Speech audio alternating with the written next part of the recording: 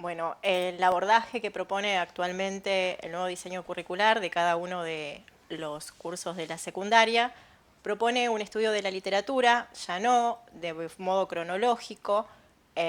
haciendo una historia de la literatura, donde la literatura española, latinoamericana y argentina se estudiaba como si fueran compartimentos estancos, sino que propone un nuevo concepto que es el concepto de cosmovisión.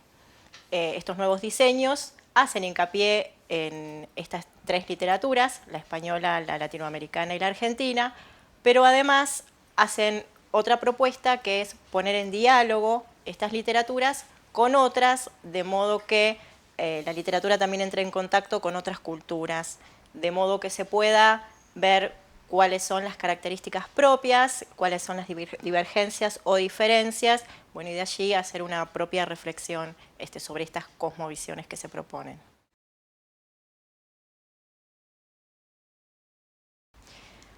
Nosotros podemos pensar que la literatura permite poner en palabras la actividad humana, permite representar la realidad de diversas formas, por eso esta idea de cosmovisión de la que parten los diseños. Cuando nosotros estudiamos la literatura de un modo cronológico, como una historia de la literatura, muchas veces tenemos un acercamiento a las obras literarias mucho más ceñida. De este modo podemos pensar, por ejemplo, que en la cosmovisión mítica que se propone para cuarto año se pueden trabajar los poemas de Homero, se pueden trabajar los mitos griegos, pero también ir más allá y decir, bueno, hay un mito que trabaja Ovidio, que es el de Pigmalión y Galatea, pero que también se retoma en la cuentística de Cortázar, en Final de Juego, por ejemplo. Podemos pensar en el descenso a los infiernos que trabaja Homero, y ver cómo Juan Rulfo propone en su novela Pedro Páramo también un descenso a los infiernos que puede trabajarse desde la misma cosmovisión. Como decíamos antes, esta idea de no historizar la literatura, de no trabajar una obra como representativa de un periodo literario, nos da mayores posibilidades de acercamiento a más obras, ampliar un poco el espectro de obras y bueno, podemos pensar que en algún momento se estudiaba la literatura medieval y se tomaba a Mio Cid como representativo de esta literatura. En este dejar de pensar la literatura simplemente como una historia, podría traer cierta dificultad en cómo abordar esa obra fuera de un contexto, que es justamente lo que nosotros quisimos resguardar también desde la serie Literatura de Mandioca. Cómo analizamos a Mio Cid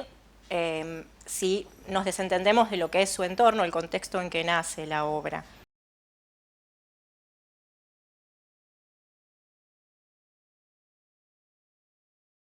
Primero, en esta amplitud de textos, en esta visión más abarcadora de la literatura, lo que primero se manifiesta en el aula es que ellos también ven la literatura como algo más abierto, donde se les brindan distintas posibilidades de lectura y que ellos pueden también hacer sus propios recorridos, ellos también pueden identificar a determinado personaje que quizás pertenece a una obra que leyeron ellos y no se trabajó en el aula, como un héroe, y entonces, bueno, hacer también un trabajo más de tipo dialógico en relación a las obras. Lo mismo con otros lenguajes artísticos, muchas veces, por ejemplo, pueden identificar un héroe en una película y traerlo a clase y poner en diálogo esa película con alguna obra de la literatura.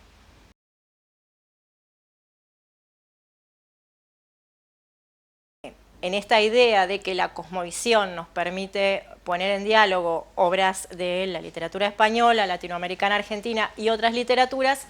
pensamos en la idea de intertextualidad o bien como aparece de texto espejo. Cada capítulo inicia con una ilustración que da pie a que los chicos puedan reflexionar sobre ciertas cuestiones que se van a desarrollar dentro del capítulo y que puedan traer también sus propias ideas, sus conocimientos. Luego tenemos un primer texto literario. Ese texto tiene determinadas actividades de comprensión y después nos encontramos con contenidos teóricos que funcionan a partir de ese primer texto. Estos contenidos teóricos también son repensados desde las actividades. Esas actividades ponen en diálogo la teoría y el primero de los textos. En la segunda mitad del capítulo aparece otro texto literario que funciona como espejo o en intertexto con el primero, ya sea a partir de un personaje, de un conflicto, de un género determinado, etc.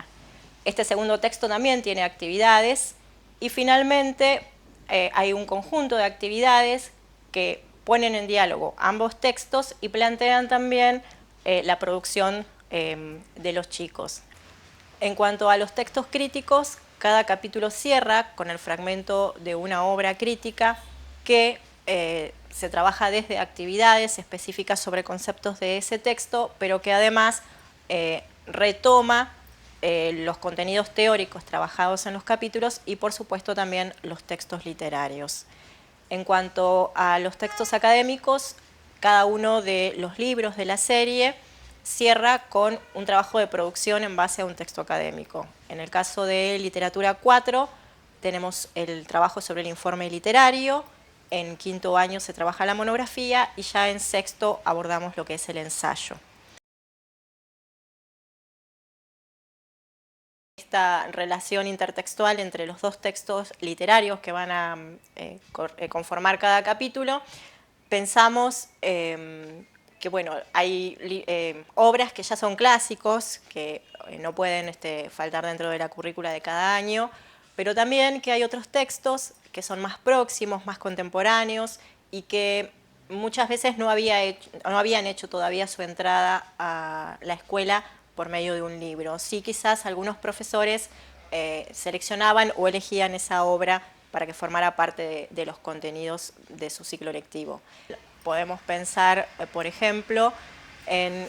Esperando a Godot, de Samuel Beckett. Sabemos que es una obra escrita a finales de los años 40 del siglo pasado, que se publica a principios de la década del 50, que pertenece al teatro del absurdo. Bueno, y podemos trabajar distintos aspectos en relación a esta obra. Pero no queda circunscripto el trabajo a este texto nada más, sino que entra en diálogo o, como lo denominamos, aparece un texto espejo que se ve reflejado en el primero, que es La espera trágica de Eduardo Pavlovsky, que pertenece a los años 60 en la Argentina, que inaugura lo que se llama el psicodrama y que a partir de este conflicto, esta idea de espera que desarrollan ambos textos, pueden entrar en diálogo y allí podemos destacar qué características del teatro francés se trabajan en Beckett, cuáles aparecen en la Argentina, qué evolución tienen estos personajes dentro de la obra o qué características.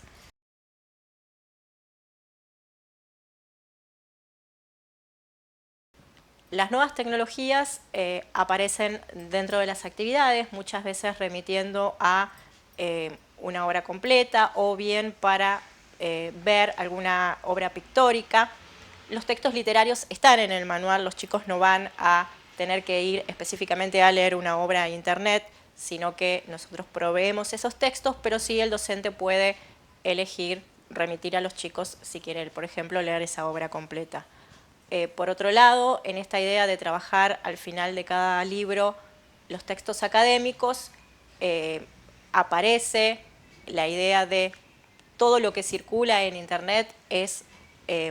beneficioso para ese trabajo que yo llevo a cabo o necesito poner en juego una lectura crítica que me permita seleccionar información.